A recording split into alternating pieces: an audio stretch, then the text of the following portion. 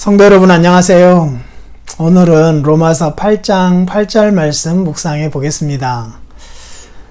육신에 있는 자들은 하나님을 기쁘시게 할 수 없느니라 라는 구절이에요. 하나님을 기쁘시게 하는 것, 이것이 우리의 소망이잖아요. 가장 커다란 바람 아닙니까? 그런데 육신에 있는 자들은 하나님을 기쁘시게 할 수가 없대요. 이 똑같은 단어가 15장 1절과 2절에 나와요. 기쁘게 하다라고 하는 그 단어 말이에요. 이렇게 나옵니다. 믿음이 강한 우리는 마땅히 믿음이 약한 자의 약점을 담당하고 자기를 기쁘게 하지 아니할 것이라. 우리 각 사람이 이웃을 기쁘게 하되 선을 이루고 덕을 세우도록 할지니라. 그리스도께서 자기를 기쁘게 하지 아니하셨나니 기록된 바 주를 비방하는 자들이 비방이 내게 미쳤나이다함과 같으니라 라고 되어 있어요. 하나님을 기쁘시게 한다라고 하는 것이 무엇인지를 로마서 15장 1절 2절이 가르쳐주고 있어요. 특히 육신 안에 있는 자의 삶의 모습과 성령 하나님 안에 있는 자의 삶의 모습, 육신 안에 있는 자들은 하나님을 기쁘시게 할 수 없는 반면 성령 하나님 안에 있는 자들은 하나님을 기쁘시게 할 수 있다라고 하는 것이 로마서 15장 1, 2절에 나와요. 14장 15장은 우리들이 이미 살펴보았던 내용이잖아요. 믿음이 강한 자와 믿음이 약한 자의 논쟁형. 믿음이 강하여서 어떤 음식이든지 다 먹을 수 있고 어떤 절기든지 다 주의 날이다라고 생각하는 사람들은 아직도 율법에 매여 살아가는 자들을 업신여긴 거죠. 믿음이 약한 자들은 믿음이 강한 자들이 절기 같은 걸 지키지 아니하고 먹는 것도 가리지 아니하고 막 먹는 모습들이 너무 방만해 보였어요. 그냥 자기만 생각하는 사람처럼 보였어요. 그러면서 그들을 비판했죠. 그런데 말이에요. 오늘 본문대로라면 이렇게 그런 이유로 말미암아 그 사람을 업신여기고 혹은 그 사람을 비판하고 하는 모습이 육신에 속한 자의 모습이에요. 그러니 참 하나님을 위하여서 살아가는 삶을 산다라고 하는데 그 모습이 육신에 속한 자의 모습일 수 있다라고 하는 것. 참 섬뜩한 생각을 갖게 해주잖아요. 사도 바울이 만약에 로마서 7장 말미의 말씀을 자신이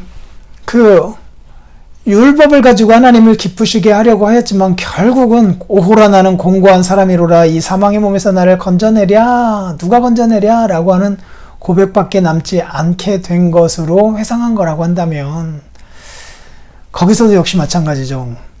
주를 위하여 살고픈 열망이 있다 하더라도 육신에 속한 자는 하나님을 기쁘시게 할 수 없느니라 라고 적용되는 것이고, 로마서 14장 15장은 틀림없이 주 예수 그리스도를 믿고 구원함을 받은 사람들의 모습이거든요.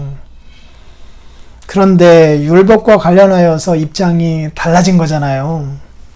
각각 자기의 입장으로 누군가를 업신여기거나 혹은 비판했던 거잖아요. 그런데 하나님을 위한 열심 혹은 신학에 대한 열심을 가지고 누군가를 향하여 비판하고 혹은 업신여기고 있을 때의 그 모습 자체가 육신에 속한 자의 모습일 수 있고, 그런 모습으로는 하나님을 기쁘시게 할 수 없다라고 가르치면서, 그러면 정말 하나님을 기쁘시게 하는 삶의 모습은 무엇이냐?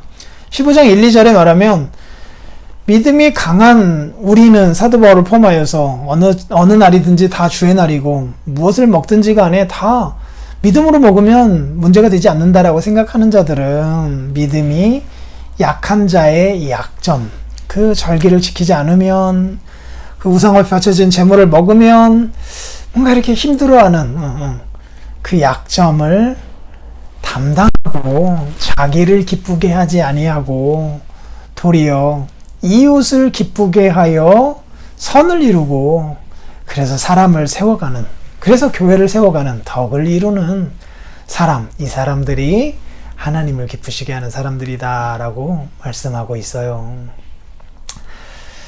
참 많은 것을 생각하게 해주고 있는 것 같습니다. 틀림없이 옳고 그름을 따져야 하는 부분에서는 분명하게 따져야 해요. 성경에서 심지어는 그런 자들하고는 사귀지도 말라라는 말씀을 하고 있기도 하거든요. 특히 왜곡된 진리와 관련하여서는 아주 엄중한 기준을 제시하고 있기도 하잖아요. 근데 그렇지 않는 한 하나님을 기쁘시게 하는 것, 그것도 육신을 따라 살지 아니하고 성령 안에서 하나님을 기쁘시게 하는 삶의 모습을 로마서 15장 1, 2절이 우리에게 제시해주고 있습니다. 신학적으로 자기의 입장에서 다른 사람을 비판할 수도 있고 업신여길 수도 있지만 그렇게 하지 아니하고 그 약점을 도리어 담당하고서 나를 기쁘게 하지 아니하고 상대를 기쁘게 하며 살아가는 것, 그게 사랑이라고 말씀하였고요. 거기에서 사실은 평강이라고 하는, 화평이라고 하는 것이 이루어지는 거잖아요. 평화가 거기서 이루어지는 거잖아요. 기쁨은 거기에서 생겨나는 거래요. 우리에게 기쁨도, 그리고 하나님을 기쁘시게 하는 일들도 거기에서 생겨난다네요. 이러한 삶의 원리를 한번 잘 적용해 보시면 좋겠습니다. 내일 뵙도록 하겠습니다.